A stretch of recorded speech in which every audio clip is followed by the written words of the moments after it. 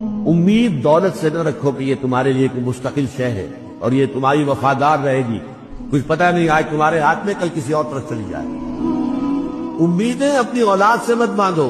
کچھ پتہ نہیں کہ یہ اولاد سہارے روح بن جائے بڑھاپے کے اندر. بجائے تمہارے لیے بڑھاپے کا سہارا بننے کے سینہ تان کر کھڑی ہو تمہارے سامنے اور کہے با جان آپ دکین اسی باتیں کرتے چھوڑیے, آپ کا زمانہ گزر گیا, اب زمانے بدل گئے.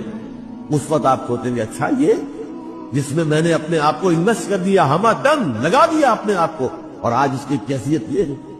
لہذا امید صرف اس کی امیدیں قلیل, اس کے مقاصد جلیل. انسان جو ہے دنیا کی کسی بھی شے سے زیادہ امید وابستہ نہ کرے. ہاں امید اگر ہو تو اگر کوئی نیکی کمائی ہے, کوئی خیر کیا ہے, کوئی بھلائی جو ہے اگر اس کا ارتکاب ہو گیا ہے, تم نے اس کی جو کمائی کی ہے, تو پھر یہ کہ اس سے امید رکھو.